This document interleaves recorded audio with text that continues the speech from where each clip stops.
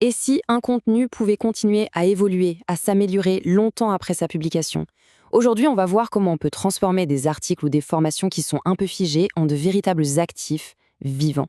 L'idée, c'est de dire adieu au contenu qui prend la poussière et bonjour à une approche beaucoup plus dynamique. Bon, c'est la question qui pique un peu, je sais. Mais soyons honnêtes, dans un monde qui bouge aussi vite, un contenu qui a été créé il y a à peine 6 mois peut déjà sembler complètement dépassé. C'est ce qu'on appelle l'érosion du contenu. Et c'est un vrai défi pour tous ceux qui créent et qui partagent de la connaissance aujourd'hui. En fait, voilà les deux chemins possibles pour un contenu. À gauche, c'est un peu le destin classique. Le contenu statique vieillit, il perd de sa pertinence, on n'y croit plus, et hop, il finit aux oubliettes. Mais à droite, c'est la promesse d'un contenu vivant, toujours à jour, toujours crédible, et qui du coup continue de susciter l'intérêt.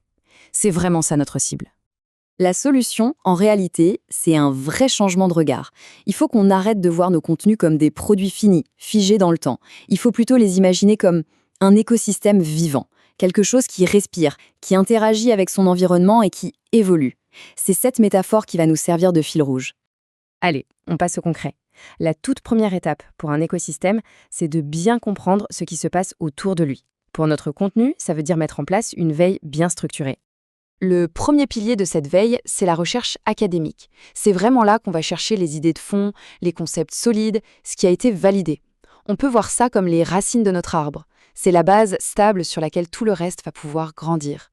Deuxième axe, les innovations de terrain.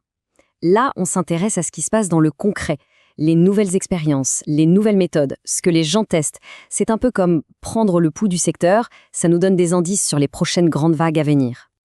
Et enfin, le troisième axe, ce sont les tendances du marché. Ici, on est à l'écoute de l'audience. On regarde où va l'intérêt, où vont les investissements. C'est ce qui nous permet de rester pertinent et surtout d'anticiper les demandes de demain. Bien sûr, pour que cette veille marche, il faut un minimum de process. D'abord, on choisit bien ses sources. Ensuite, on automatise tout ce qui peut l'être pour ne pas y passer sa vie. Après, et c'est le moment crucial, l'analyse humaine pour faire le tri. Et enfin, on partage les pépites qu'on a trouvées avec toute l'équipe. C'est un travail collectif.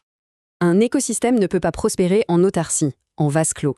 Il a besoin d'apports extérieurs pour s'enrichir. Pour notre contenu, ces pollinisateurs, ce sont les experts. Ce sont eux qui vont amener un nouvel ADN, de nouvelles idées et challenger notre travail.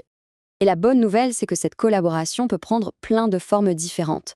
Ça peut aller d'une simple session de questions-réponses à une révision en profondeur d'un module, ou même jusqu'à la co-création de zéro. Le niveau ultime, c'est le conseil stratégique dans un comité. Bref, il y a une solution pour chaque besoin et chaque budget. J'adore cette phrase. Elle résume parfaitement une approche vraiment intelligente de la collaboration. Quand des experts ne sont pas d'accord entre eux, ce n'est pas un bug, c'est une feature. C'est une occasion en or de transformer ce débat en un contenu super riche qui montre différents angles. D'ailleurs, pour aller plus loin et vraiment structurer cette démarche, créer un comité consultatif, c'est un outil génial. C'est un petit groupe d'experts complémentaires qui se réunit régulièrement pour donner un cap, pour orienter les évolutions futures. C'est un vrai gouvernail pour le contenu. Ok, donc notre écosystème maintenant, il perçoit son environnement. Il s'enrichit grâce aux experts. Il doit maintenant s'adapter. C'est notre troisième partie. Comment on fait pour intégrer les nouveautés et évoluer avec les saisons de notre domaine? Ah, la grande question. Comment on fait la différence entre une vraie tendance de fond et une mode qui va disparaître aussi vite qu'elle est arrivée? Eh bien, une tendance robuste, on la repère. Elle est citée dans des sources sérieuses, elle est adoptée par les gros acteurs du secteur et surtout, elle s'inscrit dans la durée. Tout le reste, c'est souvent juste du bruit marketing. Et pour intégrer ces nouveautés sans tout casser, la métaphore de l'arbre est parfaite. Le tronc, ce sont les fondamentaux, les savoirs de base qui ne bougent pas. Et les branches, ce sont des modules plus flexibles où on intègre les tendances. L'avantage, c'est qu'on peut couper une branche si elle n'est plus pertinente sans jamais toucher au tronc. Bien sûr, chaque évolution doit s'appuyer sur des sources fiables. Et là, soyons clairs, tout ne se vaut pas. Tout en haut de la pyramide de confiance, on a les publications scientifiques, les rapports institutionnels. Et tout en bas, ce qu'il faut manipuler avec d'infinies précautions, c'est le buzz qui vient des réseaux sociaux. Alors, pour gérer tout ça, un petit process en 3 étapes suffit. 1. On centralise toutes les sources dans un outil partagé. 2. On planifie une révision en équipe tous les 6 mois. Et 3. On archive bien les documents importants pour ne pas les perdre et on vérifie que les liens marchent toujours. C'est l'hygiène de base d'un contenu en bonne santé. Mais au final, tous ces processus, toutes ces techniques, ce ne sont que des outils. Pour que l'écosystème prenne vraiment vie, il faut la bonne culture. Il faut un bon terreau, un sol riche sur lequel tout ça va pouvoir pousser. Et là, on touche au vrai défi. Comment on passe d'une liste de choses à faire à une véritable culture d'entreprise, où la curiosité et la remise en question, c'est juste une seconde nature pour tout le monde. Un outil très concret pour ça, c'est le changelog, le journal des modifications.